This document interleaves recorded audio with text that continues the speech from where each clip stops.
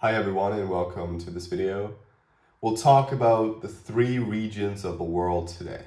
I think it's a very important topic on the level of highlighting how the ego or how the subject with its ego is supposed to move through reality in its interaction with the archetypes, and archetypes on the one hand and reality on the other hand. We'll also touch upon the problematic, or I think the proposition more likely, that the archetypes are actually not unchanging permanent images, but they're moldable and they can change over time. This is a proposition that I think is implicit in Jung, but I think I'll try to explicate it more and propose a, let's say, more dynamic perspective of the archetypes on this level. But that's the final chapter of the video. Before we'll get to that, we'll have to talk about two different sort of levels of analyses in which these three regions of the world come into play. On the one hand, we'll talk about the societal level, so this triad or trifecta: God, ego, and reality.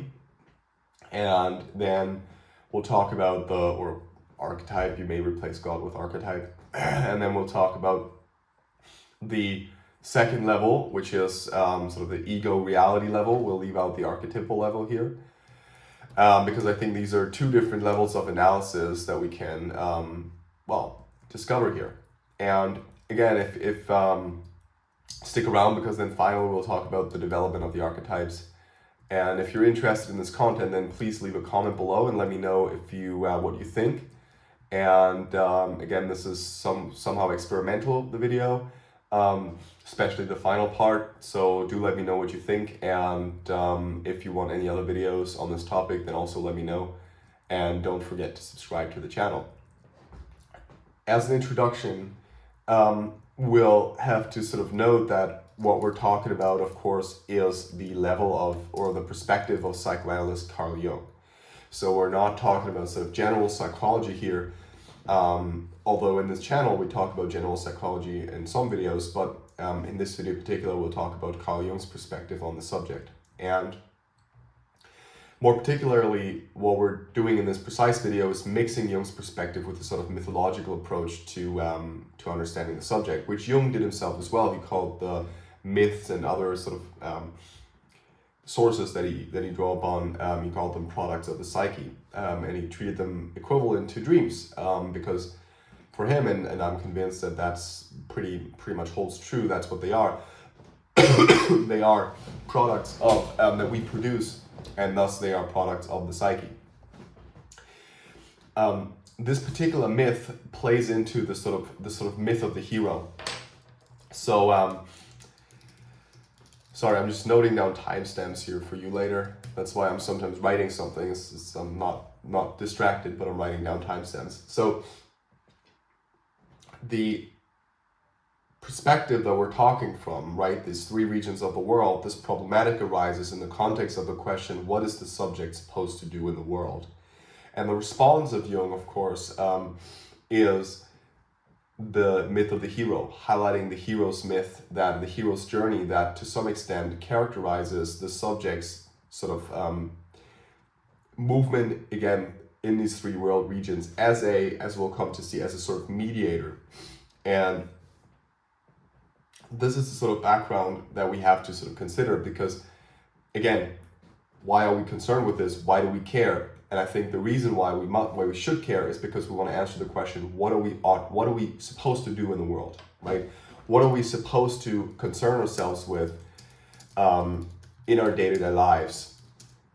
And perhaps let's get right into the discussion then of the societal level. And this is reflected in many myths. Maybe I'll make another video on this. If you look at initiation myths and the sort of the process of initiation myths in sort of primitive peoples, in quotation marks, you always see this structure reflected, right? You have some kind of dismemberment of the ego. You have then, which is usually reflected in violent actions. Let's say you have taking certain drugs, participating in certain painful procedures. Let's say, you know, someone is almost drowned, or someone is sort of waterboarded, if you will. Someone is, you know, has to live in isolation for a very long time. Someone has to be not eat for a very long time, not drink for a very long time, again, take certain drugs, sometimes even cut themselves, and these kinds of procedures.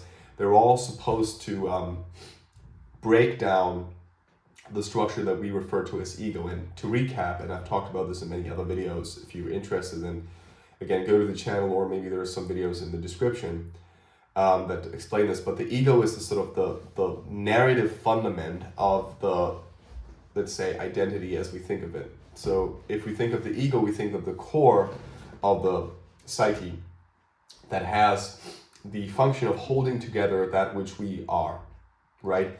The ego is holding together that which, apologies, I'm just writing this down so you can have it later. So the ego is holding together that which we consider to be us. So it is a sort of narration, because it is shaped in a linear way, linking together the sort of snapshots of reality that we call perceptions, right? So if we go out into the world, and I like to think of the ego as a sort of a photo history, a photo library. Let's say the library of pictures in your phone. The different snapshots are held together by a kind of story we tell. It's like, oh yeah, then I was in France, and we slept in this hotel, and then we went to this vineyard, and then we went to the beach, and it's like you basically tell the story between three pictures that you see. But what happens in between them, you don't know. But what happens in between them is quite important, because it constitutes the fundament for the, let's say, the rise of those pictures, right? Without that in between them, the pictures would have never been taken. They constitute the significance of the pictures. And the ego is sort of that which bridges the gaps, if you will. And it does so in its attempt to create stability and permanence. Now, this is precisely the problem, right? The ego attempts to crystallize in permanent images a reality that is actually in flux and dynamic. This becomes especially clear when we think about the ego's interpretation of certain, let's say, stimuli. You know, let's say, for instance, it's a great example. Let's say my lawn, I consider my lawn, my garden, the lawn of my garden to be very meticulously taken care of, you know, very beautiful. Now, the problem is that there are animals that and natural processes that may cut into this imagination, right? So when I go on holiday, or let's say I'm visiting my parents for some time, and I'm going away for a couple of days and with my family, so no one's here, and I have this image of my lawn in my head. It's beautifully taken care of, very nicely trimmed and all, and I come back and it looks completely wild, you know, like it's grass grows everywhere, flowers, and then there's some, you know, some animals that did their thing in there, and what happens is essentially the assumption that I had, the projection that I made of this beautiful lawn, I projected this into the future, right? Or the ego projected this into the future, and the projection breaks down. It's false. This is a very simple example, but it highlights the ego's fundamental problem, right? The ego's fundamental problem is that it doesn't have the ability to interact with reality directly. And that gets us to the discussion of the first level. Well, now, sorry, I wanted to talk about the societal level first, but we'll get into the level of the ego first.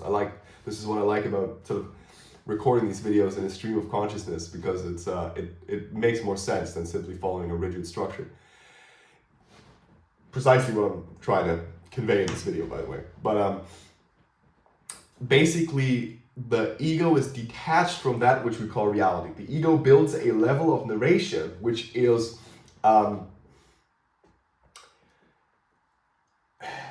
it always subjugates the reality of the dynamic elements in the environment that it attempts to narrate. So if you have, for instance, the dog, I always bring this dog metaphor. It's like this dog, this beautiful puppy, you met it yesterday, and you love dogs in general, and so it fits the structure that the ego created very well. You know, dogs are great, dogs are beautiful, dogs are cute. and then you suddenly see the same dog a couple of days later killing a couple of puppies or kittens or whatever, killing something, and you're like, well, okay, so oh well, that happened, and then maybe you can narrate it away and say, oh no, look, it was just the dog had some kind of disease, or it was provoked, or this dog is so cute, maybe it was the kitten's fault, after all. But then the problem is that a day later, you'll walk on the street and you have another dog attack you and almost kill you, and at that point you're already skeptical, and then maybe something else happens, and what happens is slowly this rigid definition that you had of reality, this working hypothesis of what a dog is, breaks down, right? And this may be more or less traumatizing depending on how deeply rooted this structure is within the whole of the ego. And I made a video on trauma. If you're interested in it, you can look at it, you can find it somewhere. But essentially, the ego only builds its connection to reality in the encounter with reality, right? It builds a narrative structure which is in the first instance detached entirely from reality, and then only in a second instance it attempts to narrate on top of this structure again and again after the encounter with reality, and it always attempts to maintain this stability.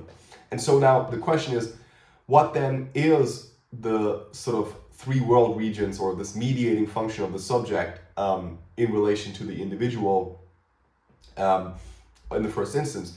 It's this mediating function of the subject. So what we are supposed to do, let's say in the Jungian perspective, is precisely this encounter with reality. We're precisely supposed to go out and see and look what is actually there, challenge the assumptions we have, especially the most fundamental assumptions, in order not to sort of develop these crystallized, rigid structures which are, let's say, threatening because they may become ruptured in the encounter with reality that is unexpected and unexpectedly harsh, let's say. So I think Jung's call here is the hero's myth is precisely this movement into the unknown for the sake of rebuilding a given structure. And now comes, I think, what we've all been waiting for, the societal level. So why is this important on a societal level? So here we have to, I think, go a step further and assume or structure the individual within a bigger context, so within the context in which it exists. And this context is the context of the archetypes. So the ego doesn't exist only as ego, but it exists within a, let's say, structure that we commonly refer to as society on the one hand, or instincts on the other hand. And the archetypes lie somewhere between that. They are, and I've made many videos on that, so please forgive me if I'm going too quickly here, but I refer you to these other videos simply because I don't want this to be too long, because people won't watch it if it's an hour long. And I think the message will dilute, so forgive me for that. The archetypes are essentially the crossover, if you want to think about it in very simple terms, between instincts and societal values, right, in a way. They have developed at a time where consciousness hasn't been strong enough to do precisely what we just described with regards to the ego. So the ego consciousness are interchangeable terms in this context.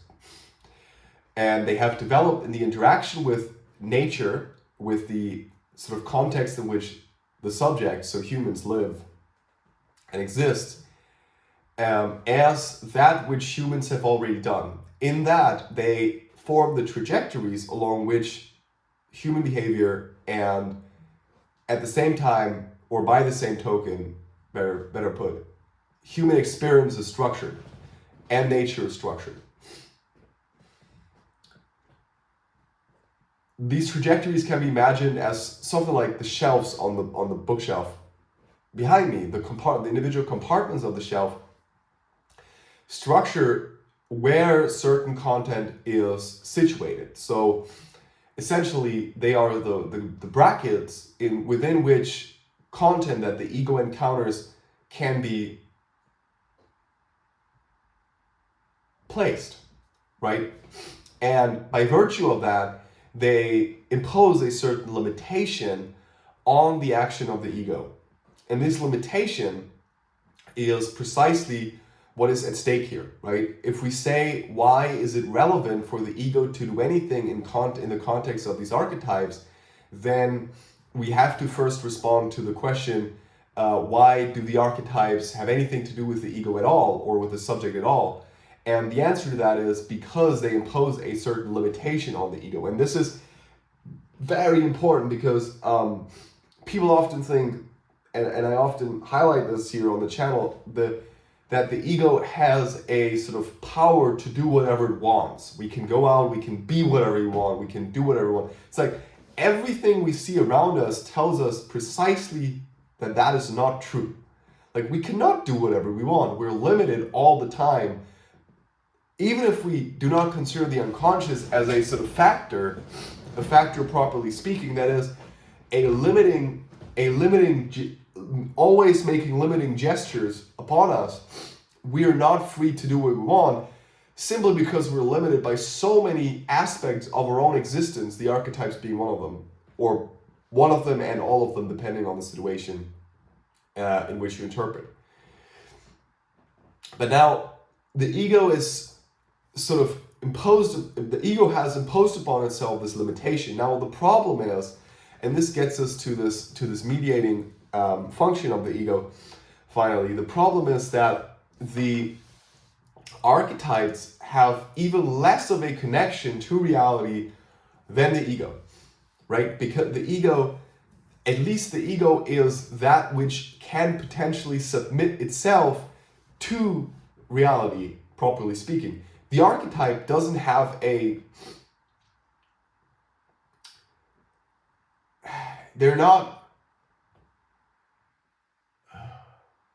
they're more distanced from reality, if you will, because the ego in itself sort of co-opts the body as a, let's say, almost as a parasitical function to, well, it's manifested in flesh, co-manifests in flesh, let's say, in order to be able to encounter reality in its sort of one-on-one, in this one-on-one situation, right? Whereas the archetypes are again mediated through, or have this layer of the ego on top of them, develop this layer, and you may say, as a way to become conscious themselves, although just by proxy. And this is precisely the, let's say, message that Jung also puts forth in relation to his answer to Job, in his famous book Answer to Job, or essay Answer to Job. This sort of turn in the history of the Christian God that wanted to sort of have humans transform him, right? Humans as the sort of the archetypes at first having this grip on humans that sort of is indefinite, so you can't do anything about it. You're just sort of, the archetypes acting as this instinctual mechanism that you can't really overcome.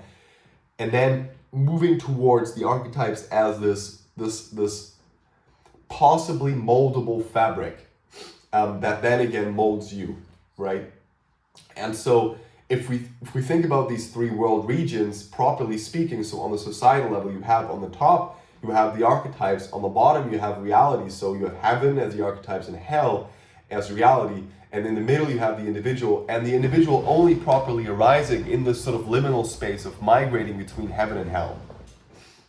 So think about that for a second. It's quite profound if you think about it. You know, the individual in its existence only arising as this sort of liminal mediating function, moving between heaven and hell. Liminal being sort of the temporal space that you're in.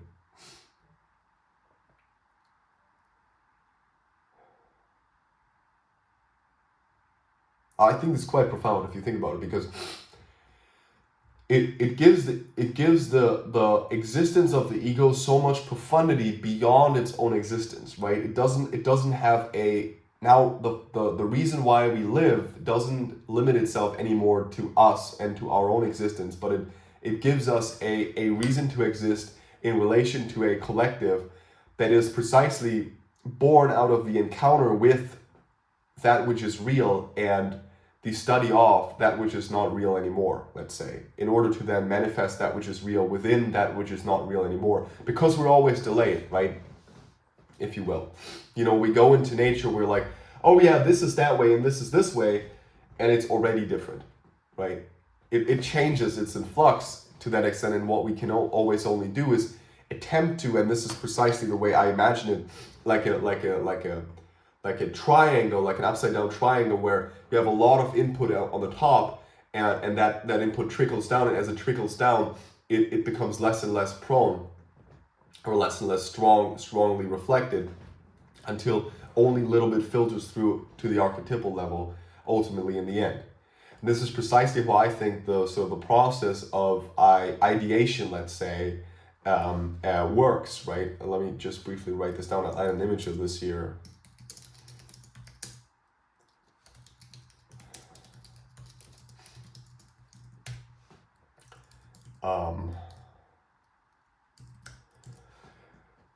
I'll try to add an image, try to edit it in. My editing skills are not that stellar, but I'll attempt it.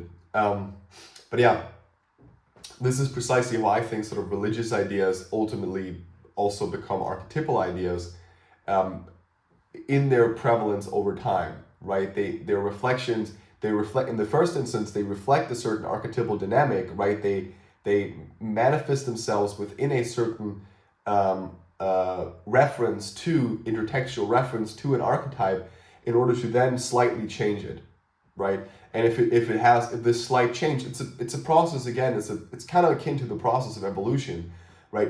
If this change, this minute change, has any prevalence, it'll stay the way it is. And this is, I guess, how also archetypal stories have developed. If you think about fairy tales, for example, they've prevailed through a long oral tradition. But then ultimately, they've been written down and they've been interacted with all the time, over and over and over again. And in that context, they've sort of changed and shifted. And some of the elements have prevailed and some haven't, right? And this is also why there's such a great value in studying these old symbolic sources, because they're so old and they've existed for such a long time, right? Now, what do we make of all this in a way? What's the conclusion? What's the bottom line here? I think the bottom line is that the subject ultimately lives through this hero myth as a societal responsibility, right? It is ultimately the responsibility of the subject to migrate between these world regions, not only in order to constitute itself in this liminal space, right? The earth as that which arises only in the dialectic of the heaven and hell, but precisely to transform heaven in order to something that can then be better interactive, or interacting better with that which is in hell, if you will. Or in other words, transforming the archetypes into something that can better interact with reality as such. And there's a beautiful image in the Tao, in the I Ching, of the sort of lake that spills over because water is always put in it. And I want to close with this image because it's one of my favorite images. It's essentially you have a lake on a field, and the plants around can only be watered if the lake spills over, and the lake only spills over if it's constantly filled with water. And so it needs someone to put the water in there, and this is precisely the task of, let's say, the plants that then give their water, the water they already have, to the right. This is metaphorically speaking. Obviously, this isn't true, but giving their water back to the heavens, and then the heavens pouring water on the lake, and the lake again spilling over and returning this water to the plants that then can sort of live of it, right? Or via the groundwater and so on. And the image here, of course, is that the subject essentially returns, the subject as the plant returns that which it found in the underworld, in the sort of groundwater, and in the spillover of the lake, and returns that to the whole, and in order to sort of give that back, and then receive it in a filtered manner. And there's a huge metaphorical aspect to this that I can go into in other videos. And if you're interested in this, if you've made it this far, you may be interested in a book that I've written. It's called An Always Within a Never. And here I precisely go into this sort of journey of the subject as a mediator. So the title is An Always Within a Never, the subject as a mediator between the, I'm not sure, of the world or something like that. I'm not sure of the title. You'll find it on my website. The link is in the description of this video. It's great. I think it contains some great mythological material, symbolic material, but also a lot of the theory that we've covered in this video in a lot more depth. So yeah, do check that out. And again, leave a like and subscribe and leave your comment below if you're interested in these kinds of videos and if you want more aspects of this video to be discussed in depth.